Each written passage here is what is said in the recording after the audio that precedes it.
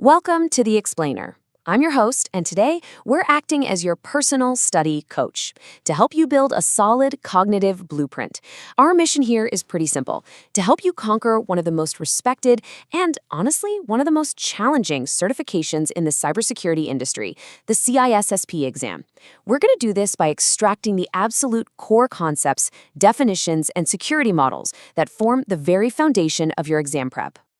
Here is our architectural progression for today. We'll be hitting 5 key steps: conquering the exam, core cybersecurity definitions, open versus closed systems, building the trust foundation, and finally, mastering key security models. Let's just jump right in. Section 1. Conquering the CISSP exam. Let's talk about the sheer scale of the challenge that's waiting for you on test day. 150.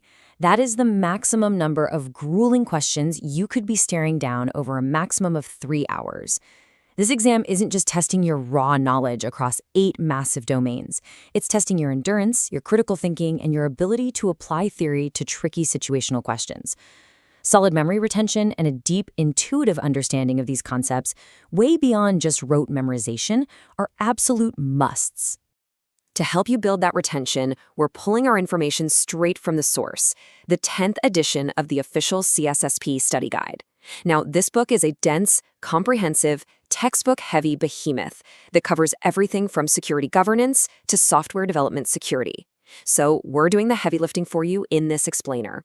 We've extracted the most crucial, frequently tested concepts right from these pages to really streamline your review. Section 2.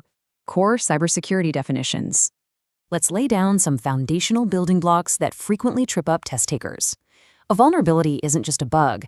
The precise language of the source text defines it as the weakness in an asset, or the absence or weakness of a safeguard. It's a flaw, a loophole, an oversight, an error, or a limitation that actually enables a threat to cause harm. Really lock this definition into your mind. Think of a vulnerability as the gap in your armor. But here is the catch. A vulnerability is not the same thing as an exposure. Exposure means you are susceptible to asset loss, specifically because of a threat. It means there's a real possibility that your vulnerability can or will be exploited by a threat agent or an event.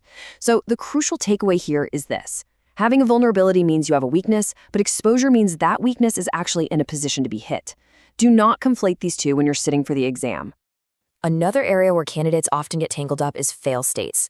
The source text explicitly points out that you really need to understand the context of the failure. In the physical world, think of a building with electronic doors. Entities primarily prioritize the protection of people. If the power goes out, the doors unlock so people can safely escape. That's fail-safe. But in the digital environment, we're focused on protecting assets. If a firewall crashes, it blocks all traffic rather than just letting everything through. That is fail-secure. So always ask yourself on the exam, are we in the physical world protecting lives or the digital world protecting data? Section 3, open versus closed systems. To build our blueprint, we've got to understand how systems are fundamentally designed and how their internal logic is inspected. The study guide highlights some really subtle nuances between open and closed systems. An open source solution basically exposes its source code and internal logic to the public. It relies heavily on public inspection and review to improve over time.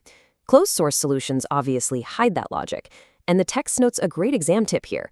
While both can be sold for profit, the term commercial typically implies a closed-source product. When you compare the security posture of both, open systems have widespread availability, and that actually makes them massively targeted by attackers who just want to hone their skills. Because of this, the security of an open system leans incredibly heavily on secure, defensive coding practices and that public review process. Closed systems, on the other hand, rely entirely on the vendor or the original programmer to revise the product and keep the internal logic hidden. Understanding exactly where the burden of security lies in these two environments is absolutely key for your test. Section 4. Building the trust foundation. Transitioning over to the core structural pillars of our digital fortress. Before any system can be secure, it must have an initial anchor. This is the root of trust, or ROT. It's a foundational concept in cybersecurity. It represents the starting point, or the trust anchor of an entire security chain. Whether you're dealing with encryption, digital signatures, or secure boot processes, the ROT provides that secure and trustworthy foundation you need to verify the integrity and authenticity of literally everything that follows it. And from that root of trust, we build the TCB. I'm going to read this exact quote from the source text because it is a very common exam topic.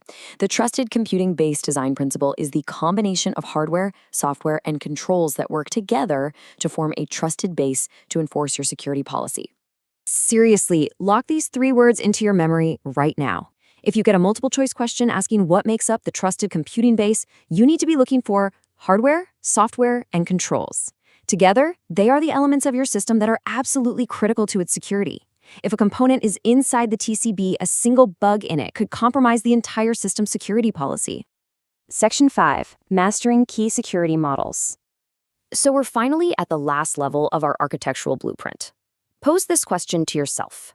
How do we mathematically or theoretically guarantee that a system remains secure under all conditions, no matter what a user decides to do? Well, the answer lies in formal security models.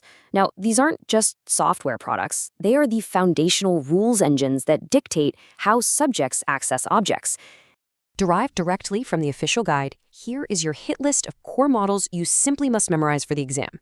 State machine, information flow, non-interference, Bell-LaPadula, Biba, and Clark-Wilson. You really need to know exactly what primary security goal each one of these achieves. Let's look at a few of the most foundational ones right now. First up is the state machine model. This model basically guarantees that all instances of subjects accessing objects are secure. What this means in practice is that the system starts in a secure state, right? And anytime a transition occurs, say a user logs in, opens a file, or modifies some data, the system evaluates that action. If the action is allowed, the system moves to a new secure state. It ensures the system never, ever enters an insecure state during one of those transitions. Next, we group together the information flow and non-interference models because they both deal with how data and actions move across a system. The information flow model is designed specifically to prevent unauthorized, insecure, or restricted data leakage.